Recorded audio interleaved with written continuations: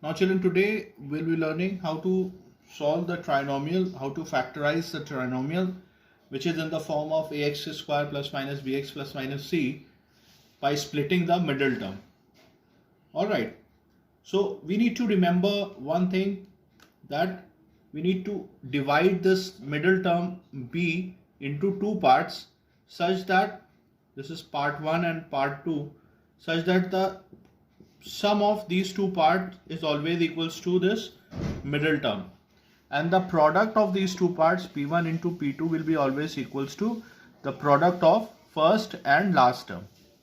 Alright, so we need to keep this point in mind, that the product will be always equals to a into c and the sum will be always equals to b. Alright, so this is the only concept for factorizing a trinomial. Now let's take an example. Like suppose if we have to factorize this expression x square minus 5x plus 6. So what we'll do, we'll think of two numbers whose sum is minus 5, and we'll think of two numbers whose product is, when you multiply 1 into 6, it will be plus 6. So what are the two numbers? We have to fill these numbers with a blank. So what I think is the numbers will be like minus 2 and minus 3. If we multiply minus 2 plus, if we add these two numbers, we'll get minus 5. And if we multiply minus 2 into minus 3, we'll get plus 6. So what we'll do, we'll split this minus 5 into minus 2x minus 3x plus 6. Alright. So now when we take common, like in grouping method, we have studied that common from the first second term is x. What is left inside the bracket? X minus 2. From the third and fourth term, you can see minus 3 is common. What is left inside the bracket? X, and here minus 3. So minus 2. So x minus 2 is common from both the terms. So take x minus 2 common. What is left? X minus 3. So this is what the factorization by splitting the middle term. Note down, we'll move to next sum. Let's discuss this sum. Now here the digits are same in the first second term. Only the difference is their signs. Right, here is x square plus 5x minus 6x. Now what we have to think, again we have to think of two numbers whose sum is like plus 5 and the product of the two terms will be like minus 6. This is 1 into minus 6, it will be minus 6.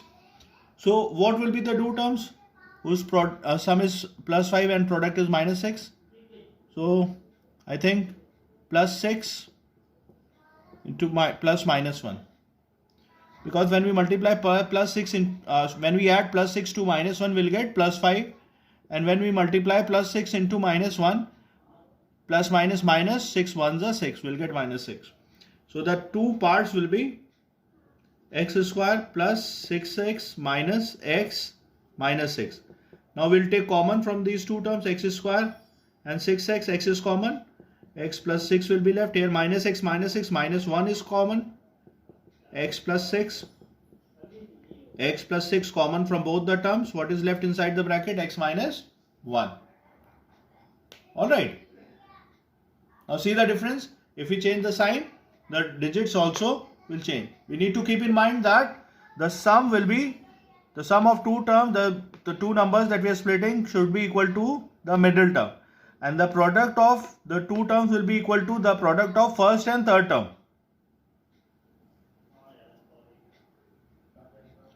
Let's see this sum, children. A square minus 3a minus 40.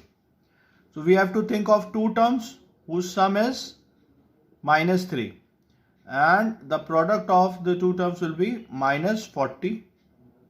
Because 1 into minus 40, it will be minus 40. So I think the term will be minus 8 plus 5.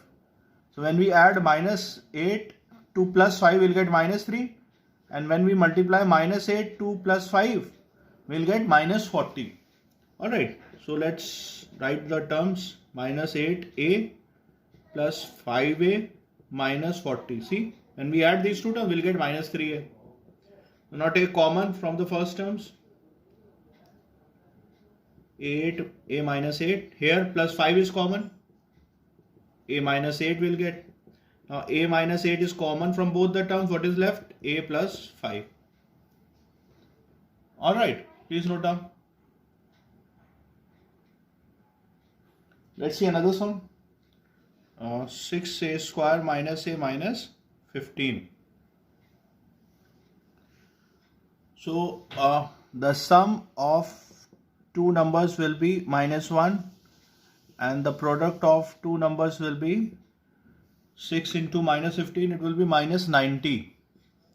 So what are the two numbers? We know that 10 and 9. 10 9s are 90. So it will take minus 10 because we have to obtain minus 1 here. Minus 10 plus 9 will be minus 1. And if we multiply minus 10 to plus 9, we'll get minus 90. Alright children, this way we can think of. So the two terms will be minus 10a minus 9a minus 15. So we can take common from 6 and 10. 2 is common. From a square, a is common. What is left here? 3a minus 5. What is common from these two terms? I think 3 is common. 9. 3 is a 9. 3 5 is a 15. Alright. Minus I have taken common. It will be plus 9, right? So yes. So we'll take plus 3 common. So what is left? 3a minus 5. Now 3a minus 5. We'll take the whole bracket common. What is left inside the bracket? 2a plus 3. So these are the factors of this expression 6a square minus a minus 15. Now let's see another sum children. Here the sum is 3x minus 2y to the whole square plus 3 bracket 3x minus 2y minus 10. So what we'll do, we'll assume that 3x minus 2y equals to a. So when we assume 3x minus 2y equals to 8, the expression will become as a square plus 3a minus 10. Now again we have to think of two terms whose sum is plus 3 and we have to think of two terms whose product is minus 10. So what are the two terms? I think 5 to the 10. So we'll take plus 5 minus 2. So 5 minus 2 is 3 and 5 plus 5 into minus 2 will be minus 10. Alright, so we can write this expression as minus 5a plus 5a minus 2a minus 10. Now we'll take common by grouping method. A square minus 5 plus 5a. What is common here? A is common here. What is left inside the bracket? A plus 5. Minus 2 is common here from these two terms. A plus 5. So a plus 5 in common from both the terms. A minus 2 will be left. Please note down. Let's see this sum. Here roots are there.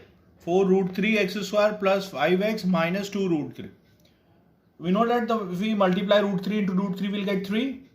So that means again we have to find two terms whose sum is plus 5. This middle term plus 5, and we have to find two terms whose product is the product of first and third term. If we multiply first to the third term, 4 2s are 8 plus minus minus root 3 into root 3, 3. So we'll get minus 8 3s are 24. So can we imagine of two terms, can we think of two terms whose sum is plus 5 and product is minus 24? Yes children. Yes, 8 3s are 24 and if we subtract 8 from 3, we'll get 3 from 8 will get plus 5. So the parts will be plus 8 and minus 3. Plus 8 minus 3, it will be plus 5. And if we multiply plus 8 into minus 3, so 8 3s are 24 plus into minus minus, we'll get the product as minus 24. Alright children. So let's write down the parts. Plus 8x minus 3x minus 2 root 3. So what we'll do, we'll take common from the first two terms. 4 and 8, what is common? 4 is common. X square and x is common. So what is left here in this first term? Root 3x plus 2. We can take minus common here. 3 and root 3, what is common? Root 3 is common. What is left here? Root 3x plus 2. So root 3x plus 2 will be common from both the terms. This bracket is common, present in both the terms. What is left? 4x minus root 3. Understood, children?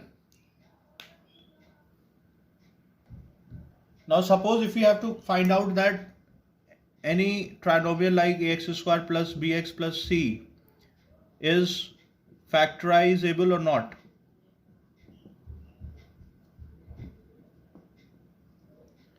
Then what we'll do, how we'll check that this expression we can factorize, we can find factors or we cannot find factors. So what we'll do, we'll find the value of discriminant. This is what? Discriminant d, that is b square minus 4ac. We know b is the coefficient of x, a is the coefficient of x square and c is constant. So we'll find the value of b square minus 4ac, and if the value of b square minus 4ac comes a perfect square,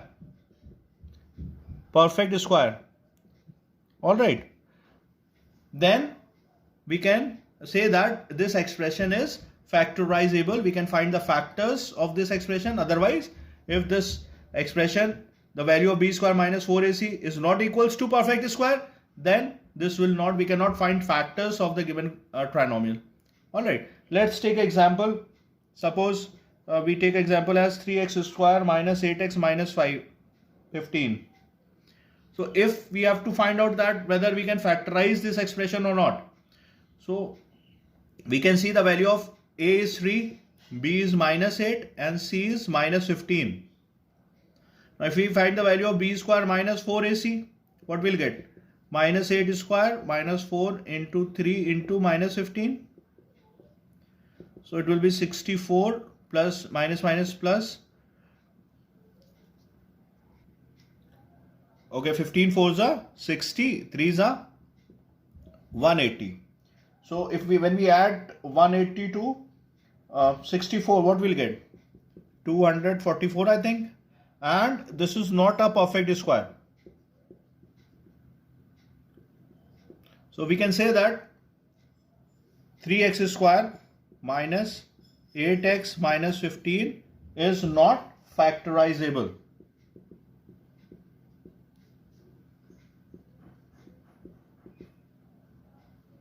Alright, children. Note down, please. Let's take another sum, which is like 5x square plus 17x plus 6. So now if we find the value of a, which is 5, b is plus 17 and c is 6. When we calculate the value of b square minus 4ac, it will be 17 square minus 4 into 5 into 60. 17 square is 289 minus 5 4s are 20, 6 are 120. So when we subtract, we'll get 169. And 169 is the square root of 13, which is the value of perfect square. 169 is the square of 13. We know that. We say that 169 is the perfect square. Therefore, we can say that 5x square plus 17x plus 6 is factorizable. Understood, children? Please note down.